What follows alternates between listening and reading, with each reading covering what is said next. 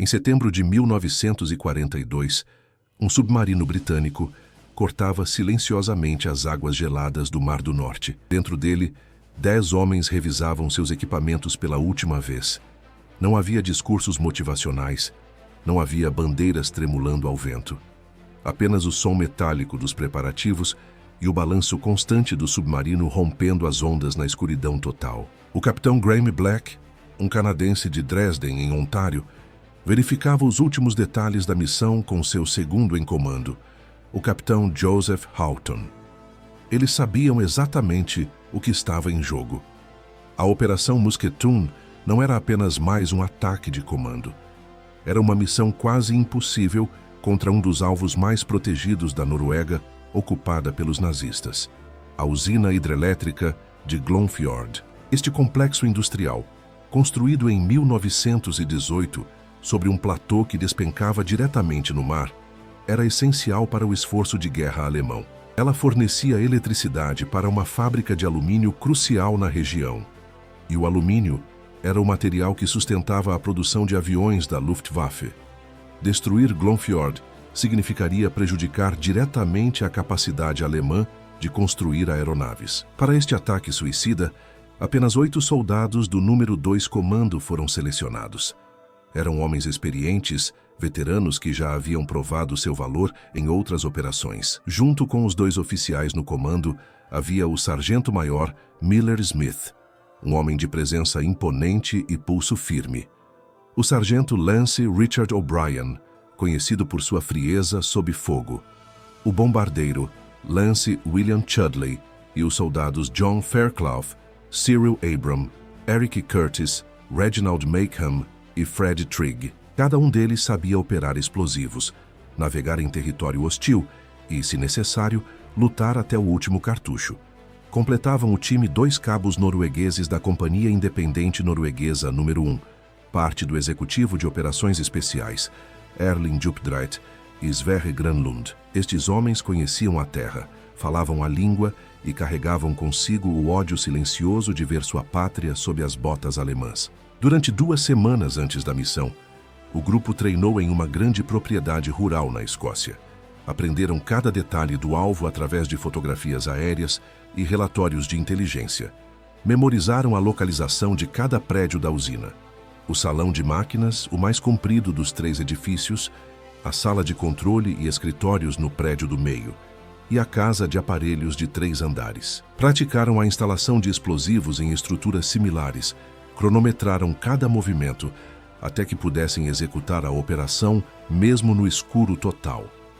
O plano original previa que, após o ataque, um hidroavião Short Sunderland viria resgatá-los, mas essa parte foi cancelada antes da missão partir.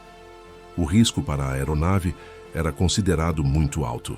Isso significava que os 10 homens teriam que encontrar seu próprio caminho de volta, através de centenas de quilômetros de território ocupado, alcançar a fronteira sueca e escapar para a neutralidade. Era uma sentença quase certa de captura ou morte, mas nenhum deles hesitou. Na noite de 11 de setembro, o submarino emergiu nas águas escuras próximas à costa norueguesa. Os comandos desembarcaram em seus botes infláveis, remando em silêncio absoluto em direção à praia.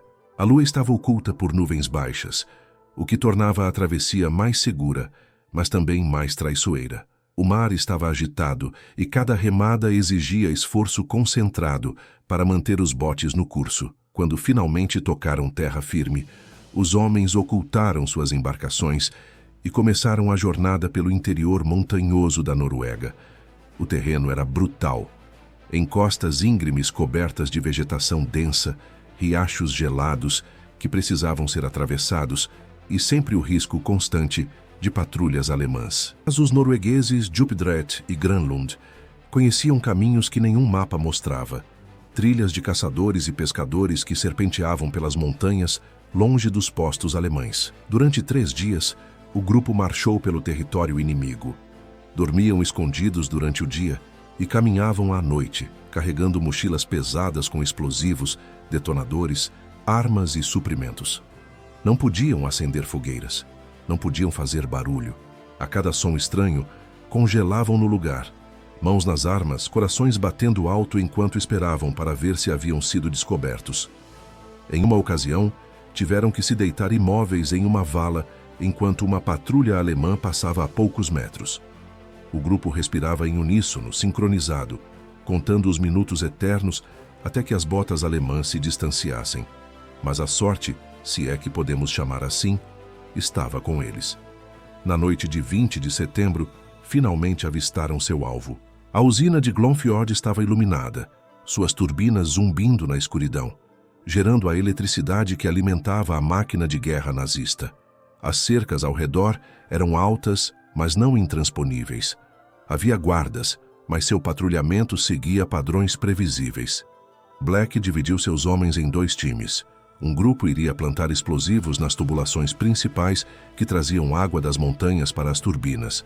Sem água, as turbinas parariam. Outro grupo penetraria no prédio principal para destruir as turbinas em si e a sala de controle. A infiltração começou pouco depois da meia-noite. Os comandos cortaram a cerca com alicates silenciosos, movendo-se como sombras entre os prédios. Os anos de treinamento rigoroso agora mostravam seu valor. Cada homem sabia exatamente onde ir, o que fazer, quanto tempo tinha. Não havia hesitação, não havia erros.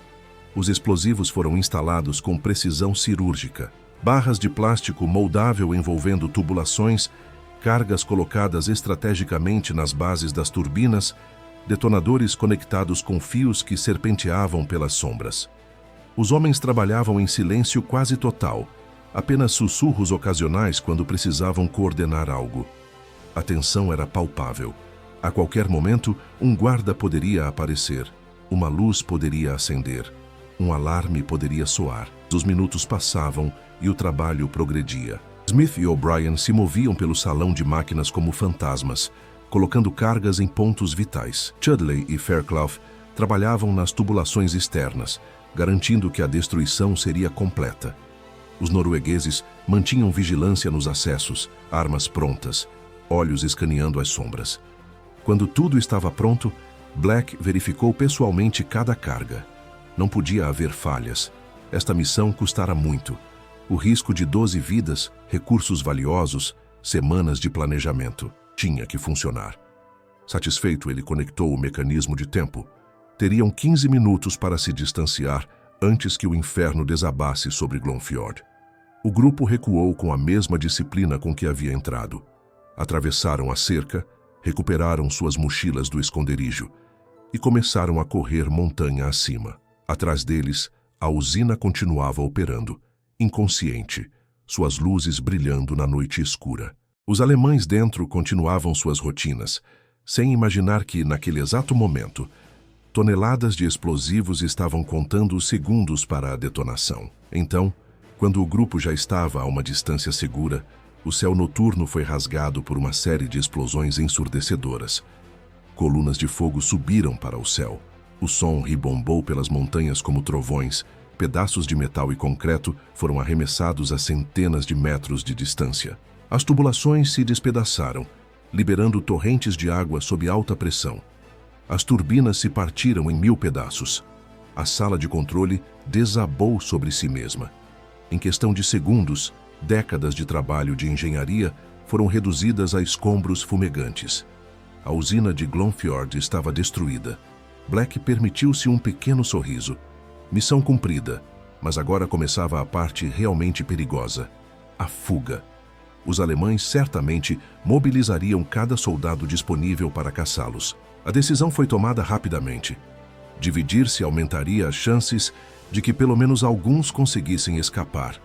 Black, Houghton, Chudley e Curtis seguiriam para sudeste, tentando alcançar a Suécia através das montanhas. Os outros 6 tomariam uma rota diferente, mais ao norte. Os 2 grupos noruegueses conheciam o terreno e guiariam seus respectivos times. Apertaram as mãos brevemente, palavras desnecessárias entre homens que haviam acabado de realizar o impossível, e desapareceram em direções opostas na escuridão. O grupo de Black marchou sem parar por 2 dias, movendo-se apenas à noite, escondendo-se em cavernas e florestas densas durante o dia.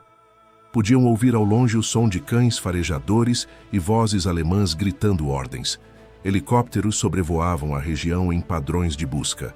Toda a guarnição alemã na Noruega havia sido mobilizada. A Gestapo interrogava locais, oferecendo recompensas por informações, fazendo ameaças terríveis. Mas a população norueguesa, aqueles que os nazistas chamavam depreciativamente de Jøssing, os patriotas leais, fechava fileiras. Fazendeiros apontavam direções erradas quando interrogados. Pescadores forneciam comida escondida em celeiros. Crianças sinalizavam discretamente onde as patrulhas alemãs estavam posicionadas. Após uma jornada de 48 horas, quase sem descanso, o grupo de Black conseguiu o impossível. Cruzaram a fronteira com a Suécia e colapsaram no chão do posto fronteiriço neutro, exaustos, mas vivos. Eventualmente, foram repatriados para o Reino Unido, onde receberam as boas-vindas de heróis. Mas o destino do segundo grupo foi tragicamente diferente. Perseguidos de perto por unidades alemãs, ficaram sem opções. Um dos homens, ferido durante um confronto com uma patrulha, morreu antes que pudessem alcançar ajuda médica. Os outros 6 foram capturados, levados para interrogatório, esperavam ser tratados como prisioneiros de guerra sob a Convenção de Genebra. Mas Hitler havia emitido uma ordem secreta e nefasta, a Ordem Comando. Esta diretiva ordenava que todos os comandos capturados fossem executados imediatamente. Os 6 homens foram transportados para a Alemanha, interrogados pela Gestapo e levados para o campo de concentração de Sachsenhausen. Ali, sem julgamento, sem clemência, foram executados. Tornaram-se as primeiras vítimas oficiais da Ordem Comando, uma das muitas atrocidades que levariam oficiais alemães ao banco dos réus em Nuremberg após a guerra. O Generaloberst Nikolaus von Falkenhorst, comandante alemão na Noruega, seria mais tarde capturado, julgado por um tribunal militar britânico e considerado culpável em todas as acusações de executar a Ordem Comando. Sentenciado à morte, sua pena foi posteriormente comutada para prisão perpétua. A Operação Musketon alcançou seu objetivo estratégico de forma espetacular. A usina de Glomfjord ficou desativada pelo resto da guerra. A produção de alumínio cessou, afetando diretamente a capacidade da Luftwaffe de produzir aeronaves. Mas o custo foi alto. 7 homens nunca retornaram para casa. Suas famílias receberam telegramas lacônicos informando que haviam morrido em ação.